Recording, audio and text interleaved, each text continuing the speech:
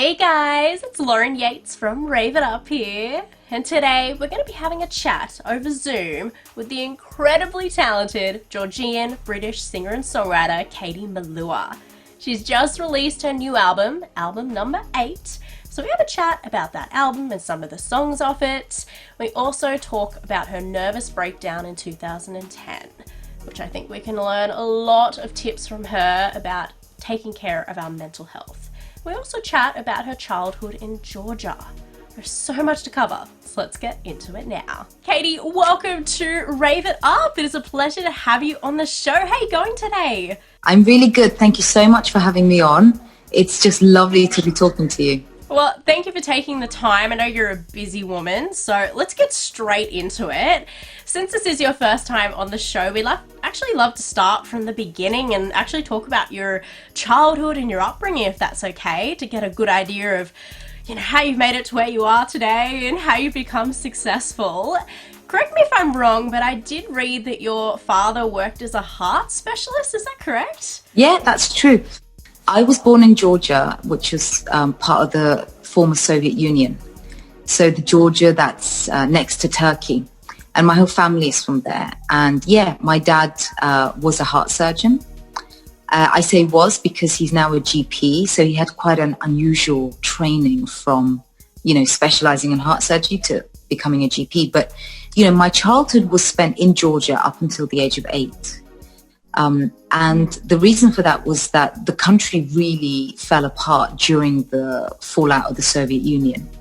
The way we experienced that in reality was that the country's electricity and hot water essentially stopped running. So, I've spoken about this loads, but I would, get a bucket of water from our yard and take it up the 3 flights of stairs where we lived in the apartment. And then when the electricity would come on for 1 hour during the day, I would witness my uncles, who were really into their music, rush to their cassette players and put on the Beatles, Led Zeppelin, Black Sabbath. In the evening times when there was no electricity, my mom would sit at the piano and she'd play classical music. So I had these, quite incredible moments with music that were to do with this very difficult sort of situation in terms of the amenities in the home. But when there was the opportunity to soak up music, they were very meaningful and they were very special. And then I'll quickly fast forward. In 1994, Dad managed to get a job in Belfast at the Royal Victoria Hospital, which was kind of like winning the lottery at that point in time, because Georgia really was struggling.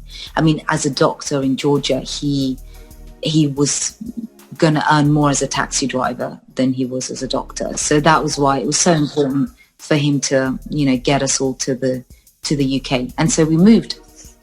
And then this is why I have this accent, in that I learned to speak English in Belfast, and then we were 5 years in Northern Ireland before we moved to the south of England. That definitely must give you a whole new appreciation for what you've got now as well. That's incredible. I certainly do. You know what was remarkable though? Because we moved to the UK, and as a kid I was always singing. Back home in Georgia, I'd always sing. I'd always put on home concerts for my family. I'd also ask them for pocket money for it. I was quite serious about doing it for real. I think my parents realized that, I had a talent for it. So when we moved to the UK, they were kind of crazy enough to think, well, we've come to the land where, musicians can earn a living, where they gave us the Beatles and Queen. And so Katie's probably going to make it, which was, of course, crazy, because the music industry is incredibly tough and almost impossible, to really make it. I feel super honored and blessed that, with the release of my first record, things pretty much blew up. So did you ever think of it as a career back then, since you were just doing it obviously for fun, just with your family? Were there any other careers that you were dreaming to do when you were little? As I sort of turned 15, 16, and I was hanging out with my school friends and, looking at what they were wanting to do. I realized, becoming a singer was probably quite an unrealistic dream. Probably a lot of other people do too, because it is so difficult. Yeah, it really is. So I toyed with the idea of being a historian or a politician. Wow, that's different. Very different, right? But I mean, I think my idea of politics was very naive at the age of 15, as you can imagine. And I think also because of the background of Georgia and then Belfast, which also politically had its own sort of troubles, that's why I thought, I'd go into it. But then I couldn't really stay away from music. And I actually realized that I didn't even think of music as a career per se. I just realized I had to be close to it. Like I had to be I was like, if I don't make it as a singer, doesn't matter. I said, I'll be a producer, a music producer. I'll work at a record company. I'll work in a record store.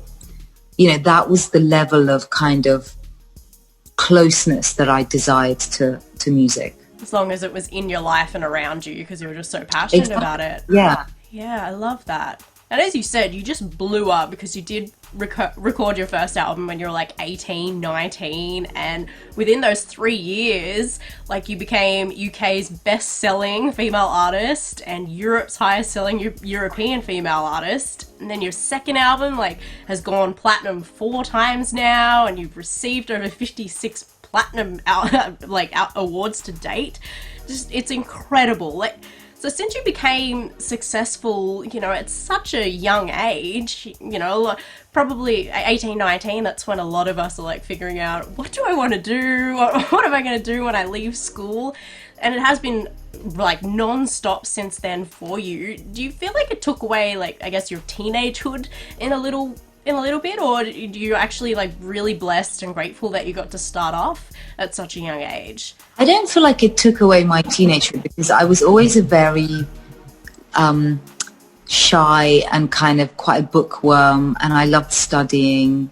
So to me, going in the music studio with some of the best musicians in the country was the most magical experience. That was my party.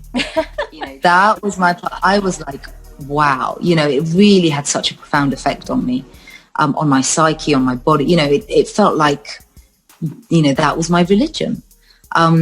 But where it did become really difficult was because it blew up and it was so unexpected. You don't really prepare for something like that. And suddenly my life turned into, from being a student to thinking about, should I take a gap year or should I go to university?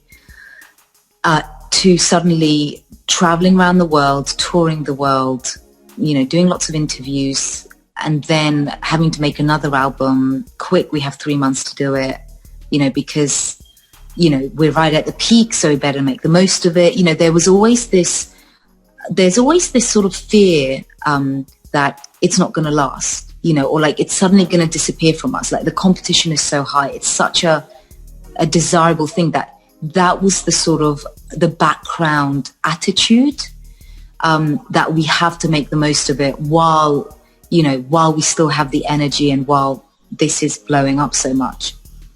But of course, that way of thinking does end up catching up with you.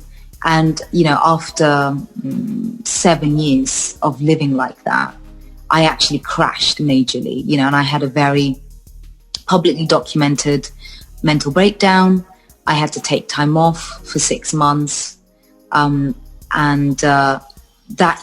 That was interesting because I realized I'd been functioning on this idea that I was feeling so powerful and so, superior because I'd made it like that, And you realize actually, no one is above basic human needs of preserving your energy, looking after your mental health, looking after your soul and your spirit, having a good community of friends and family around you. So, I learned some hard lessons with that. So I'm actually very grateful for the crash that happened. Well, it was definitely something I was going to bring up about this nervous breakdown that you had. And as we spoke before the interview, we don't have that much time today, but I would, in the future, maybe do a part 2 interview because, our show is very positive and motivating, and I guess, motivating the listeners to really go follow their dreams and not just settle for any normal 9-to-5 job that you might not enjoy, but just live life to the fullest. But then there's a whole nother side of our show that we love to talk about, the real stuff. I think a lot of people look up to their idols. Your fans, for example, might be looking up to you going, oh, she's up in a pedestal and she's amazing and she doesn't have any down days. But we're human beings. We all have our down days. And yeah, you had your nervous breakdown in 2010, and I guess I would love to know, because I'm sure that you probably still have some down days like we all do. Do you have any tips, and what do you do to get through them? Well, I have to say, I think it's all about surrounding yourself with really good people, and realizing actually that, you might function in a certain system, but it doesn't have to be that way, and the philosophy that you have and those around you have is what will set the way that you work. So for example, I work with people now who are extremely conscientious, who value like basic human energy. My manager that I've been working with for 7 years, when I first started working with him and I would call him on the weekend, very soon I realized that actually on the weekend, he spends the weekend with his 3 daughters and the phone is off. And I was like, wow, that's amazing. That's not the case in the music industry. Like, most people really go after it really, really hard, and they really set aside their own energy levels and their own basic needs to kind of chase this quite intoxicating dream of making it. But no, Sumit, my manager's like, no, it's the weekend and evenings. Like, unless the world is literally falling apart and there's a huge emergency, there's no need. We should be able to do our work, in amongst the usual working hours. So basically, having that philosophy helps to actually maintain the energy levels. I've just released a new record. In the past, it would have been ramming as many interviews and as many, promo opportunities as you possibly can. But now it's like, no, we're scheduling it in an intelligent way, because otherwise your interviews aren't going to be quality anymore, and you're just going to sound like a repeating monkey saying the same stuff, because you haven't got time to pause between interviews and think, okay, I've already said this. What do I want to say next?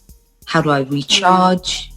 And just making sure there's other things that I love doing, like gardening and, spending time with my family.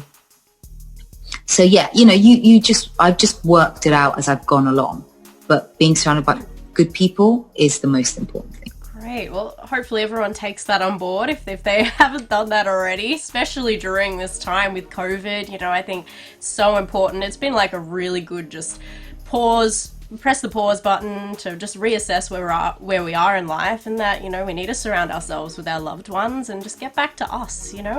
Our mental health is like the most important. So I'm really glad we could quickly chat about that today. But onto a really, really exciting topic, as you just brought up, your new record, your new album called Album Number 8. And as I said before the interview, congratulations, it's incredible. And as a fan of yours myself, I'm like, oh, she's just done it again. And I know this is probably a hard question, because it'd probably be like picking a favorite child, but do you have a favorite song off the album? Well, I won't be the usual light character, and I would like to pick a song. I picked the last track on the album. It's called Remind Me to Forget. And this song is, well, it's about taking responsibility for your emotions, that you can hold yourself together, that you can sort of not allow yourself to sink into, a soap opera type drama. There was a choir I collaborated with from Georgia, on my previous record. And we toured Europe twice. And on the very last tour, on the last day of the tour, one of the choir members gave me a big hug as we were saying goodbye. And she said, there's something I want to say to you. She said, you know, a lot of dramatic things will happen in your life, but it's up to you whether you turn it into a soap opera or not. Oh, I love that. I know, I really love that too. And, you know, and I realized that I've really taken that on, and I've kind of thought about, well, where does that apply to in my life? I happened to, you know, go through a big breakup while I was making this record, you know, and I felt like I had to touch upon it, but not make it some kind of sort of victim-filled record, or even, you know, paint sorrowful stories about a breakup, but just represent love and that relationship the way it was, with the respect that I had for it and for my ex-partner, you know, and to sort of still find the joy in my life. And so in that song, I feel like I've been able to put all of that in the words. And the other thing that excites me about this record is this is the first time I've been in a position to write the lyrics entirely myself. Oh, congrats. Thank you. I'm really proud of that because, you know, words of these types of records are actually incredibly challenging to do.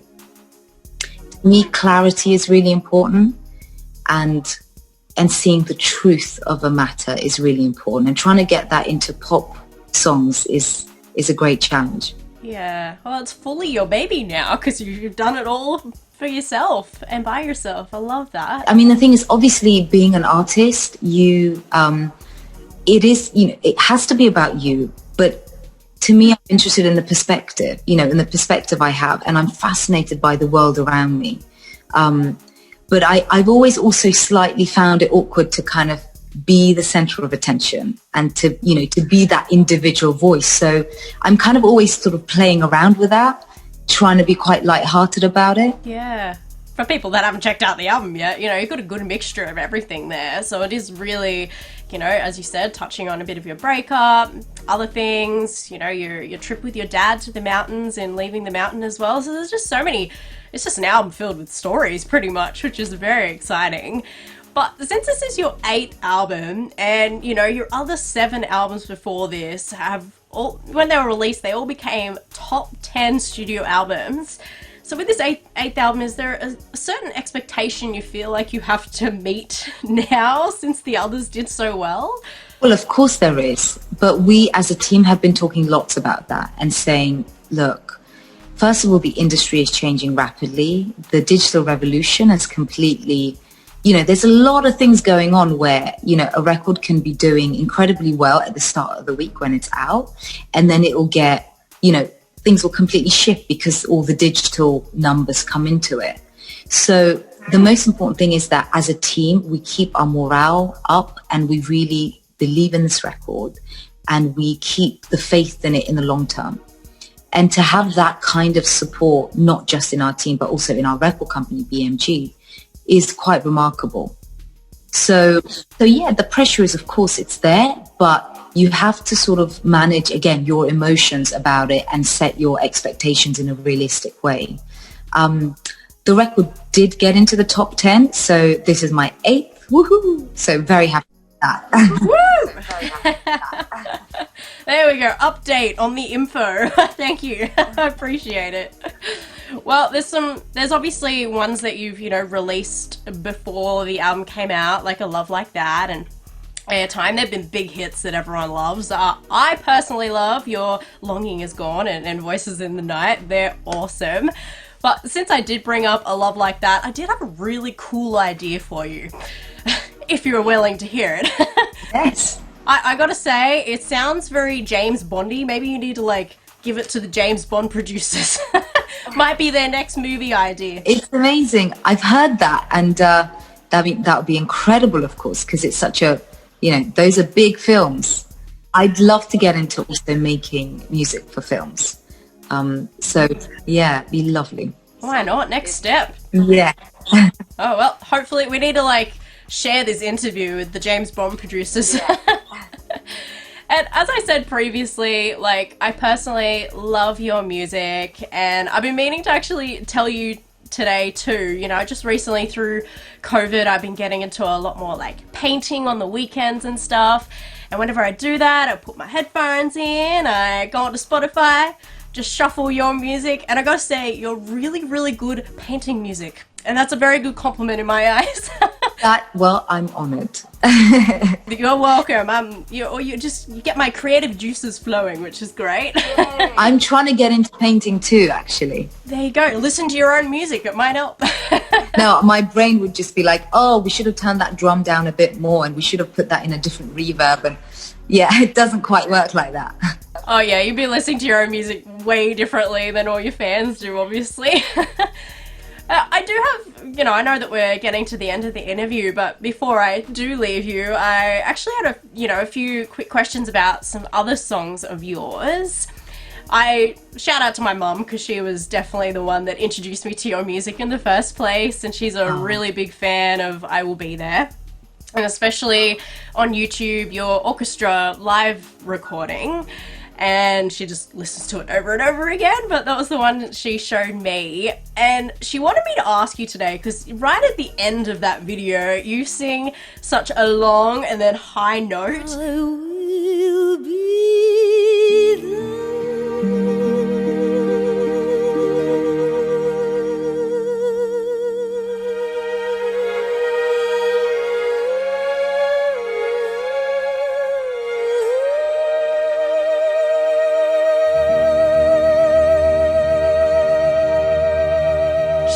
She just could not get over just how amazingly talented you are. Is that just natural talent or is that trained? Because if it's trained, then I guess we all have hope. You know what? I think it's a combination of the two. So obviously, I think your voice ends up being what it is because of your anatomy in the voice and mouth and nose region. But also, when I was pretty young, at like 7, I started having singing lessons. So I got introduced to doing breathing exercises quite early. So at the age of about 8 through to the age of 13, I would do weekly vocal exercises where I would train, my diaphragm to be able to, hold long notes. And so I think that must be where I got that skill set developed. Well, incredible note. I always watch it and I go, poor woman, like, breathe. But everybody go check out that video if you haven't already. I'm going to get you more views on YouTube now. And about your cover of What a Wonderful World with Eva Cassidy, how did you manage to pull that off, since Eva Cassidy did unfortunately pass away in 1996? I'm glad I figured that out while I was doing my research. I was like, that would have been embarrassing if I was like, so how was it working with her? Well, Eva was a huge inspiration to me, and she was probably the very first singer-songwriter who I had a great deal of affinity to, in terms of the choice of songs that she would sing, how she would interpret songs, the kind of almost the religious nature of her focus as a singer. And I would talk about her a lot in those early interviews that I did. I would say, look, I owe everything to Eva. As a listener, to have her recordings, I think is a majestic thing to like Western art. And then it also coincided with the fact that Andrew Bowles, excuse me, I have an itchy nose. Okay, what do you do with an itch when you're doing an interview? I don't know, especially when it's on video. You can't hide it. Yeah, exactly.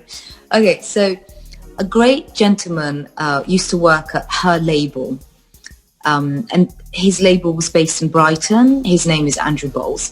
And actually, Andrew then moved over and worked at the label I was at.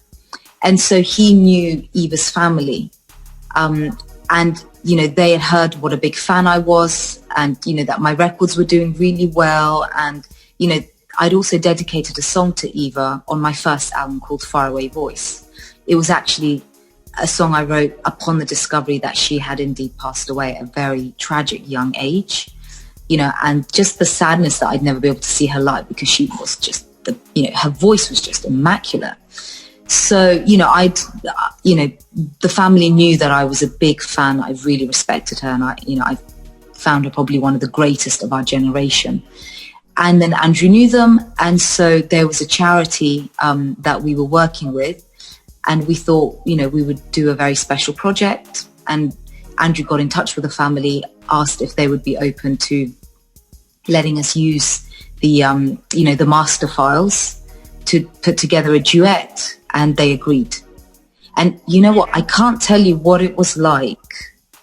I mean, there is a difference when you listen to a record as a listener to when you perform a record as the artist, and then when you are joining an existing record as a singer.